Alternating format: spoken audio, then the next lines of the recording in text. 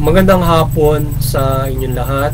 Ito po si Herbert Curia, author, promoter ng Bible Lights Promotions.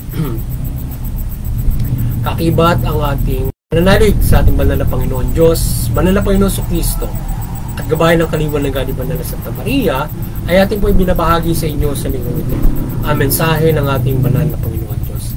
Ang tema ng mensahe ng ating banal na Panginoon Diyos ay Jesus Christ is God's blessings to humanity, o ang ating Panginoon Kristo ay biyaya ng ating banal na Panginoon Diyos sa sangkatauhan. Ngayon ay babasahin ko po sa inyo ang mga mensahe itong mula sa Bagong Tipan o mabuting balita ng pag-ahari ng ating banal na Panginoon sa pamamagitan ng banal na Panginoong Jesucristo. At ayon po dito kay Apostol San Juan, Kabanata 4, talata 25 hanggang 36. Ito po yung mensahe. Sinabi ng babae, nalalaman ko pong paririto ang Mesiyas at tinatawag na Kristo. Pagparito niya siya ang magpapahayag sa atin ng lahat ng bagay. Ako nagsasalita sa iyo, sabi ni Jesus, ang tinutukoy mo. Pagpatuloy po natin kay Apostol San Lucas, Kabanata 4, talatang 18 hanggang 19. Ito po ang mensahe. Sumasa akin ang Espiritu ng Panginoon sapagkat iniirang niya ako upang ipangaral sa dukha ang mabuting balita. Sinugo ako upang ipahayag sa mga bihag na sila'y lalaya, at sa mga bulag na sila'y makakakita, upang bigyan ng kaluwagan ang sinisiil, at ipahayag ang pagliligtas na gagawin ng Panginoon. Pagpatuloy po natin sa kay Apostol San Lucas, Kabanata 7, talatang 22 hanggang 23. Ito po ang mensahe. Sinabi niya sa kanila, pagkatapos bumalik kayo kay Juan at sabihin sa kanya ang inyong nakita at narinig. Nakakikita ang mga bulag, nakalalakad ang mga pilay, gumagaling ang mga kitongin, nakaririnig ang mga bingi, muling nabubuhay ang mga patay, at ipinangangaral sa mga duka ang mabuting balita. Mapalad ang mga taong hindi nag-aalinlangan sa akin. Ipagpatuloy po natin kay Apostol San Juan, Kabanata 1, talatang 1 hanggang 5. Ito po ang mensahe. Sa pasimula ay naroon na ang salita. Ang salita ay kasama ng Diyos, at ang salita ay Diyos. Sa pasimula pa ay kasama niya ang Diyos sa pamamagitan ng nilikha. Sa pamamagitan niya ay nilikha ang lahat ng bagay, at walang anumang nilikha nang hindi sa pamamagitan niya. Mula sa kanya ang buhay, at ang buhay ay siyang ilaw ng sangkatauhan. Nagliliwanag sa kadiliman ng ilaw, at hindi na kailan man nagagapi ng kadiliman. Pagpatuloy po natin sa kay Apostol sa mga taga-Roma, Kabanata 8, talatang 32. Ito po yung mensahe. Hindi niya ipinakita sarili niyang anak, kundi binigay para sa ating lahat. Kung naipagkalob niya sa atin ang kanyang anak, hindi ba niya ipagkakalob sa atin ang lahat ng bagay kasama ng kanyang anak? Ipagpatuloy po natin kay Apostol San Juan, Kabanata 4, talatang 9. Ito po ang mensahe. Inihayag ng Diyos ang kanyang pag-ibig sa atin. Nagbuli niya ang kanyang bugtong na anak, suguin niya ang kanyang bugtong na anak upang magkaroon ng buhay sa pamamagitan niya. Ito po ang salita ng Diyos at kanyang mensahe sa linggong ito. Ating pong pasalamatan ng ating banal na Panginoon. Maraming salamat sa ating banal na Panginoon Diyos, at ngayon ay paliliwanag ko po sa inyo itong mensaheng ito ng ating banal na Panginoon Diyos mula sa tema na ang Panginoon Kristo ay biyaya ng ating banal na Panginoon Diyos sa sangkatauhan. Ngayon nais pong ibabatid sa atin ng ating banal na Panginoon Diyos sa lahat na tayo ay ipinagkaloob niya sa atin ang kanyang hindi mapantayan na pag-ibig o pagmamahal sa sangkatauhan ng kanyang mga nilalang o sa lahat ng nilalang. Ang mga tao ay pinagkalooban niya ng pagpapala ng kanyang pagpapala sa pamamagitan ng pagkasugo niya ng kanyang bugtong mismo na anak. At tayo ay pagpalain ng lubos, at syempre bigyan tayo ng pagkakataon na makapagbago o makapiling sa kanyang kaharian, kung saan ay tayo nga ay sa simula-simula ay napailalim sa kapangyarihan ng diablo sapagkat nahikayat sa natukso kumbaga man si Eva at Adan noong mga panahon na yun. So naging dulot no nagkaroon ng kamatayan ng tao. Kaya ngayon ay tayo ay tinubos ng ating Panginoon Jesucristo diyan. Tayo ay pinatawad at tayo ay nagkaroon ng pagkakataon. So tayo ang Panginoon Jesucristo ay sinugo upang lubos-lubos ang biyayang ipagkaloob sa pamamagitan nung siya ay sinugo, tayo ay gumawa siya ng iba't ibang mga kababalaghan. Gayunman ay ang sa pangkalahatan ay yung pagpapatawad at pagliligtas sa atin ng banal na Panginoong Jesucristo mula doon nga sa kapangyarihan ng demonyo o kapangyarihan ng kadiliman na tayo ay binibigyan na ng pagkakataon na sa buhay na walang tayo binigyan ng muli ng buhay at tayo pwede na magkaroon ng buhay na walang hanggan. Yan ay dumidepende ngayon doon sa ating pananampalataya sa Diyos mula sa Kanya. Kung tayo ay paniniwalaan ang pagkakasugo sa Kanyang Diyos, ang pananampalataya natin at banal na Panginoon Jesucristo, tayo ay magkakaroon ng buhay na walang hanggan. Tayo ay magkakaroon ng kaligtasan at kung tutuparin natin yung kalooban ng Diyos na Kanyang inihiyag sa atin. Iniaral ng ating banal na Panginoon Jesucristo.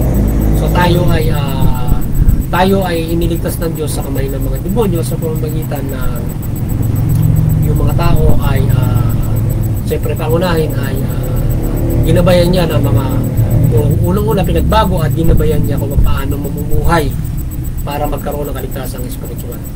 So yun, at doon sa pagpapabago niya sa mga tao at paggaway mabuti, doon sa pamamagitan ng mapayapang paraan na yun, inililigtas tayo ng Panginoon Jesucristo doon sa kamay ng kadiliman at kasawaan. Sa pamamagitan na kung tayo ay susunod sa kalooban ng Diyos, magiging mabuti tayo. So walang maapi, walang maagrabyado, walang magagawa ng masama. Kung iiral yung pagmamahal ng Diyos na ipinagkaloob niya sa atin at gagawin din natin para sa ating kapwa-tao. So kung gagawin natin yun, tayo ay nailigtas ng ating banal na Panginoon Jesucristo mula doon sa kasamaan. Yan. At kung tayo ay matututo doon sa kanyang inaaral na tayo mayroong pagtitiis, hindi tayo makagagawa ng masama. So yun, kaya tayo ay kung tayo ay yayakapin natin ang pananampalataya sa Panginoon Jesucristo, o Panginoon Diyos mula Panginoon Jesucristo, tayo ay lalaya doon sa kasalanan, o lalaya tayo doon sa poder ng mga demonyo. Kung saan tayo ay pinalaya na rito mula doon sa pagpapasakit ng Panginoon Jesucristo, at doon sa gabay niya dapat yun ay papanaligan natin sa buhay. So tayo ay mananatili sa pag-ibig ng Diyos Panginoon Jesucristo kung tayo susunod doon sa mga iniaaral niya. Kung yun ay hindi natin paniniwalaan ang Panginoon Jesucristo, hindi tayo susunod doon sa pananampalataya sa Diyos, tayo ay mananatili doon sa pagkakasala, lalo na kung mabigat ang pagkakasala, pumapatay ng tao, nangaapi ka, slavery, yan, isang mabigat na pagkakasala, ikaw ay nangalipin ng tao, ikaw ay maraming iba't ibang magkakasala. Kung ganoon yung pagkakasala mabigat yun, na siyempre may naalipin, tapos yung alipin pinagpapatay lang, yan ang mabigat na pamumuhay ng mga panahon noon. Hanggang ngayon nangyayari pa rin yung mga at a modern yung mga human trafficking yan, modern slavery, ay iba't ibang mga maraan. So maraming pagkakasala. Kung tayo ngayon ay magkakaisa sa mabuti, so tayo ay lalaya doon sa mga pagkakasala. At yan yung ang napakaganda ng blessing ng Panginoon Diyos sa Panginoon Jesucristo, sapagkat tayo ay binigyan ng pagkakataon at tayo walang ganyang babantayan at bibiyaan kung tayo ay mananampalataya sa Diyos mula sa Kanya. So tayo ay bibiyaan ng Panginoon Jesucristo ng mga pangangailangan natin at mga bagay na dapat natin sa pamumuhay na ito. At tayo iingatan niya sa lahat ng uri ng kapahamakan kung tayo ay mananampalataya. So yan yung mga blessings na pinagkaloob sa atin ng Diyos sa pagsubo niya ng Panginoon. At napakarami pang blessings na kaya nabigay sa atin mula sa Panginoong Jesucristo. Muli sana nagabayan naman kayo ng Bible Lives Promotion sa inyong spiritual na buhay at kayo ay magkaroon ng kaligtasang spiritual o malaking pag-asa sa kaligtasang spiritual at pagdating ng takdang panahon na itinakda ng ating banal na Panginoon Diyos na nilihiyag ng ating Panginoon Jesucristo at mga propeta tayo ay maligtas o magkaroon ng kaligtasan ng Espiritu. Makapili natin ng Diyos sa buhay na walang hanggan at walang hanggang pagpapala. At ngayon pa lamang tayo ay kung mananampalataya, tayo ay patuloy na pagpapalain ng ating banal na Panginoon Diyos. Yan, at doon sana patuloy tayong gabayan ng ating banal na Santa Maria ng kanyang kaliwanagan, pagmimilagro sa ating paghahayag ng mabuting balita, at kayo ay magabayan sa inyong kaligtasang spiritual.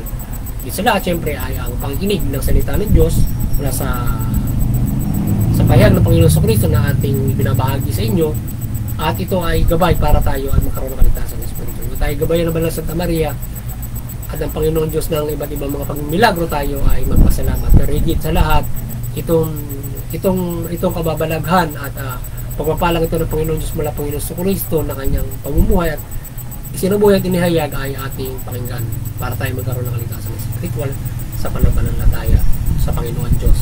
Ngayon, sa interfaith unity tayo magkaisa, yung iba't ibang relihiyon, lalo na yung mga iba't ibang Kristiyano, paniniwala Kristiyano at hindi Kristiyano, magkaisa tayo sa iba't iba nating pananampalataya sa interfaith unity at unawain natin yung ating mga relihiyon. Para hindi tayo nagkakaroon ng hidwaan, umiiral ngayon yung kapayapaan at pagkapwa natin ng mabuting iba man yung relihiyon ng bawat isa. At hindi nagtutunggal yan sa relihiyon na uwi sa karahasan, mga digmaan. Nakagagabay tayo sa iba't ibang lahi, mga bansa. Kasi ngayon tumitibay yung unity ng bawat mga bansa, magkakaiba man yung paniniwala. At napagtitibay yung pagkakaisang mga bansa. Yan. At muli, ay doon sa CBCP and Vatican Church, maliwanagan kayo at kayo ay patuloy na pagbuklarin yung sangkatauhan sa pananampalataya sa Panginoon Diyos mula Panginoon Kristo at mabuting balita. Sa ating munting kainan dito sa Bibleized Promotions, patuloy tayong nawa ay patuloy nating mapagbuklod ang sangkatauhan sa pananampalataya sa Diyos mula Panginoon Kristo at mabuting balita sa gabay at tulong ng Banal na Santa Maria na tayo ay gabayan niya ng kanyang kaliwanagan, pagmimilagro at iba't ibang pagpapala sa pagbabahagi ito at hindi ng siyempre ng Banal na Panginoon Diyos, Banal na Panginoon Kristo wala Banal na Santa Maria. Yan.